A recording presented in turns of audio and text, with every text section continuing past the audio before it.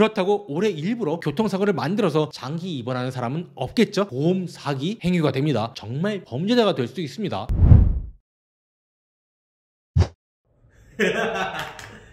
자, 갑니다.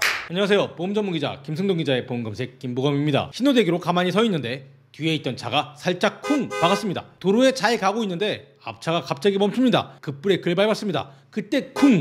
안전거리 비약보로 추돌 사고가 발생했습니다. 이때 가장 먼저 무슨 생각이 드나요? 아마 많은 분들은 첫 번째로 사고 처리하기 짜증난다. 그리고 두 번째로 처리에 대한 보상을 제대로 받을 수 있을까? 마지막으로 보상을 잘 받으려면 어떻게 해야 될 것인지 고민도 될 것입니다. 사람들의 이런 심리를 자극하는 유튜브 컨텐츠가 진짜 많습니다. 2주 진단으로 합의금 1000만원, 교통사고 합의금 최대로 받는 방법, 합의할 때 절대 말하면 안 되는 것, 이런 컨텐츠들이죠. 저 김보검은 보험 전문 기자입니다. 해당 콘텐츠의 팩트를 확인합니다. 콘텐츠 중 일부는 정말 사실과 다른 것들도 있습니다. 다만 확실한 것은 해당 콘텐츠 등으로 인해 의사만 돈을 버는 구조라는 겁니다. 이 때문에 자동차 보험 손해율이 오르고 손해율 상승은 결국 보험료 인상으로 귀결됩니다. 결국 사고가 나서 꾀병으로 장기 입원하는 사람들 때문에 많은 사람들의 보험료가 오르게 된다는 거죠. 이에 정부가 나섰습니다. 교통사고 꾀병 환자가 합의금을 많이 받을 목적으로 장기 입원하는 것을 막겠다는 겁니다. 뭐가 어떻게 달라질지 김보검이 정리하겠습니다. 구독, 좋아요, 알람 설정 잊지 않으셨죠? 신호대기 중 뒤에서 살짝 받치는 자동차 사고를 당한 A씨는 치료를 위해 스마트폰부터 열었다. 교통사고 한방병원 VIP를 검색하고 A씨 집에서 가까운 한방병원에 방문했다. 의사는 교통사고로 입원할 경우 추가 비용 없이 1인실인 VIP 병실을 이용할 수 있다며 입원을 권했다. A씨는 크게 아프지 않았지만 합의금을 높일 목적으로 2주 이상 장기 입원을 결정했다.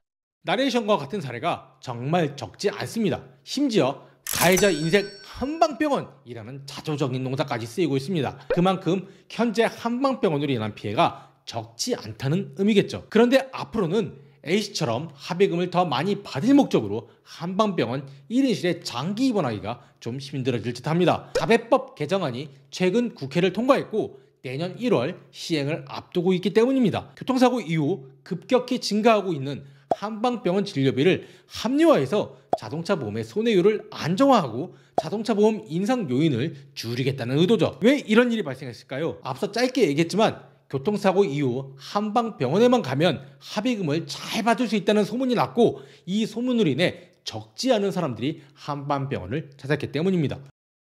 지난해인 2020년 교통사고로 인한 진료비는 총 2조 3,400억가량이었습니다. 그 중에서 47.4%인 1조 1,100억 원이 한방병원에 쓰였습니다. 한방병원 진료비는 지난 15년에 3,600억 원에 불과했습니다. 2017년에는 5,500억 원, 2019년에는 9,600억 원으로 증가했습니다.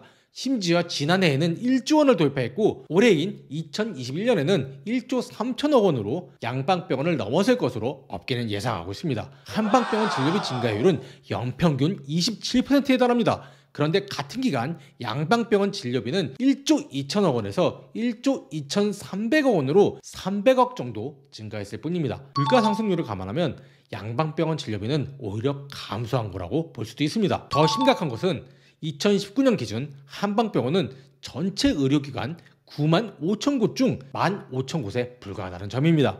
즉 15%의 한방병원이 전체 교통사고 진료비의 절반을 가져갔다는 의미입니다. 이런 현상이 정상적이라고 보이시나요?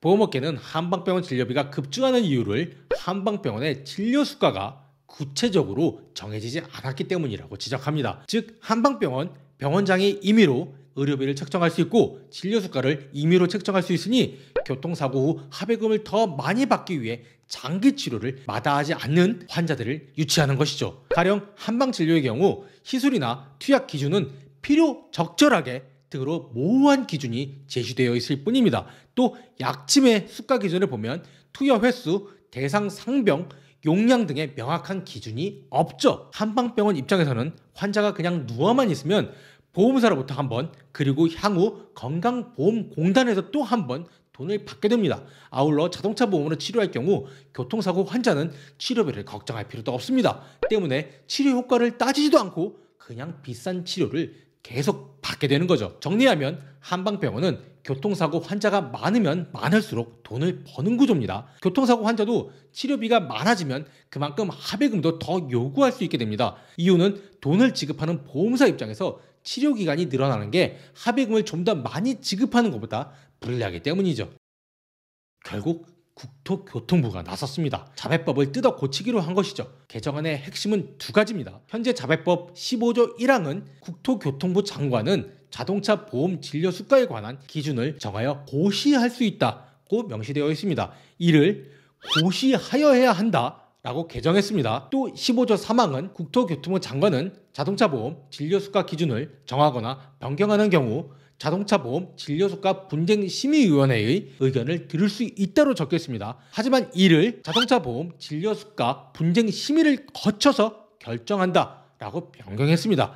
고시할 수 있다가 고시하여야 한다로 살짝 의견을 들을 수 있다가 심의를 거쳐서 결정한다로 살짝 바꾼 겁니다. 그런데 내년부터는 정말 엄청나게 변화가 예상됩니다. 지금까지 진료수가 기준을 정하는데 강제성이 없었다면 이제는 진료수가 기준을 정하는데 강제성이 부여된 것이기 때문이죠. 또 국토부 장관이 진료수가를 고시하기 전에 무조건 자동차 보험 진료수가 분쟁 심의를 거쳐야 합니다. 분쟁 심의회에서 결정한 진료수가를 국토부 장관이 고시하게 되는 것이죠. 그렇다면 분쟁심의회는 어떻게 구성되는 걸 봐야 되겠죠? 분쟁심의회는 총 18명으로 구성됩니다. 이 중 보험업계가 추천한 6명 그리고 의료계가 추천한 6명이 포함됩니다. 나머지 6명은 자동차 보험이나 의료 또는 법률 등에 대한 지식이 풍부한 자 혹은 소비자 단체에서 소비자 보호 업무를 5년 이상 수행한 자로 구성될 것입니다. 아마 업계에서 추정하기로 나머지 6명의 대부분은 소비자 단체 관계자가 될 확률이 높다고 보고 있습니다. 보험업계와 의료계의 숫자는 동일하니 심겨루기가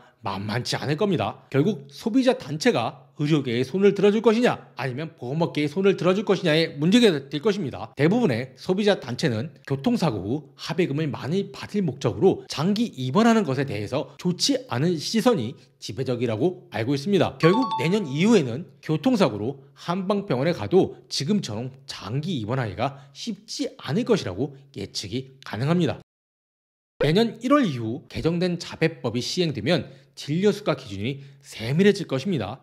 진료수가 기준이 세밀해지면 한방병원을 중심으로 급증한 과잉진료 논란도 줄어들 것으로 예상됩니다. 결국 내년 이후엔 경미한 사고로 합의금 1,000만 원 받기가 불가능해진다고 말할 수도 있습니다. 저 김보검은 소비자분들이 현명하게 보험을 선택하고 활용할 수 있도록 보험업계의 주요 상품과 이슈에 대해서 알기 쉽게 정리해드립니다. 현명한 보험가입과 활용 방법에 대해 상담을 원하시거나 교육을 원하시는 분은 아래 이메일 또는 댓글로 관련된 제보를 주세요. 오늘 영상이 도움이 되셨다면 아래의 좋아요와 구독 버튼 눌러주세요. 감사합니다.